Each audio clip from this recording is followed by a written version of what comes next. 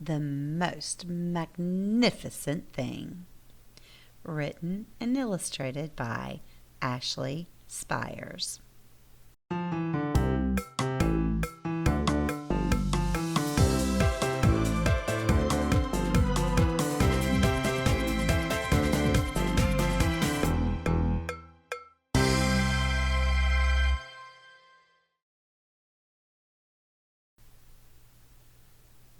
This is a regular girl and her best friend in the whole wide world. They do all kinds of things together. They race, they eat, they explore, they relax. She makes things, he unmakes things. One day, the girl has a wonderful idea. She is going to make the most magnificent thing. She knows just how it will look. She knows just how it will work. All she has to do is make it, and she makes things all the time. Easy peasy. First, she hires an assistant. Next, they gather their supplies. They set up somewhere out of the way and get to work. The girl tinkers and hammers and measures, while her assistant pounces and growls and chews. When she is finished, she steps back to admire her work. She walks around one side. Her assistant examines the other side. It doesn't look right. Her assistant picks it up and gives it a shake. It doesn't feel right either. They are shocked to discover that the thing isn't magnificent or good. It isn't even kinda sorta okay. It's all wrong. The girl tosses it aside and gives it another go.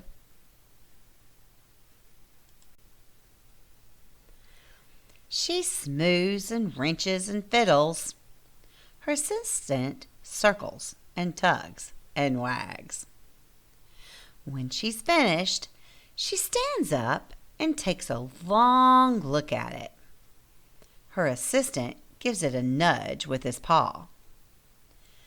The thing is still wrong. She decides to try again. The girl saws and glues and adjusts. She stands and examines and stares. She twists and tweaks and fastens. She fixes and straightens and studies. She tries all different ways to make it better. She makes it square. She makes it round. She gives it legs. She adds antenna.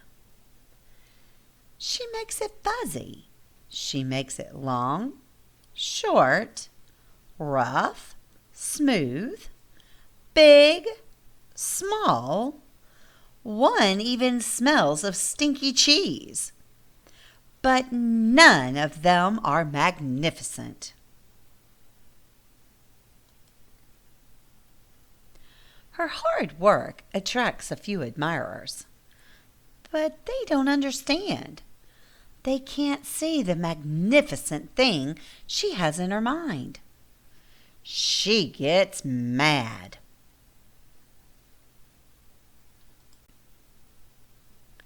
The angrier she gets, the faster she works. She smashes pieces into shapes. She jams parts together. She pummels little bits in. Her hands feel too big to work, and her brain is too full of all the not right things.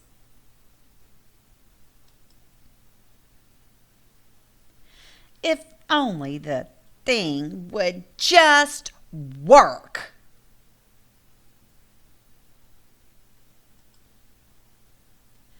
Crunch!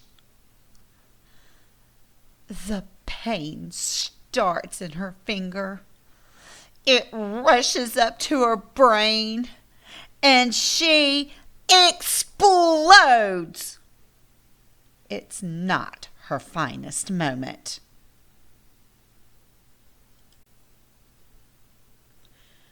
I'm no good at this. I quit. Her assistant suggests a walk.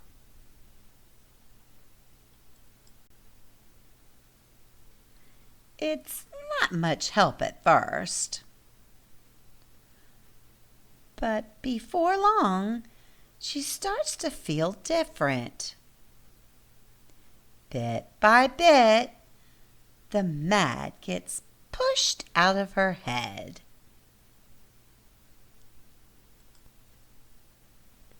As they stroll along, she comes across the first wrong thing she made.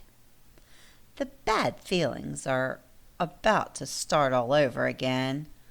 Then she notices something surprising. There are some parts of the wrong things that are really quite right. The bolts on one, the shape of another, the wheel to seat ratio of the next. There are all sorts of parts that she likes. By the time she reaches the end of the trail, she finally knows how to make the thing magnificent. She gets to work.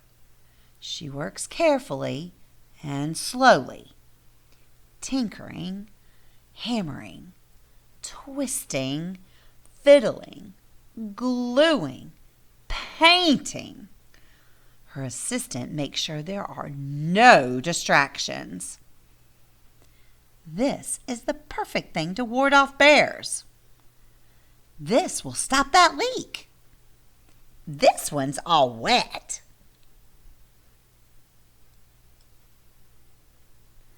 The afternoon fades into evening. Finally, she finishes.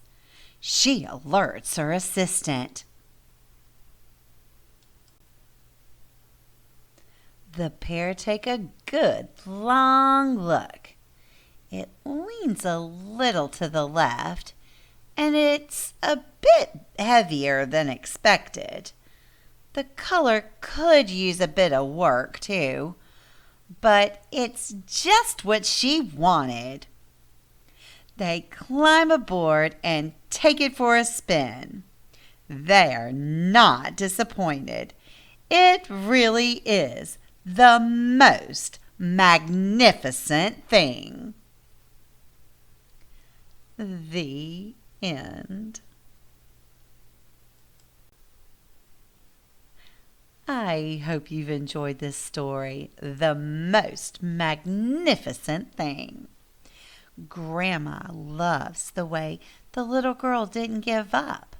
She kept trying and doing different things and doing it differently and making it bigger and making it smaller and making it round or square or whatever.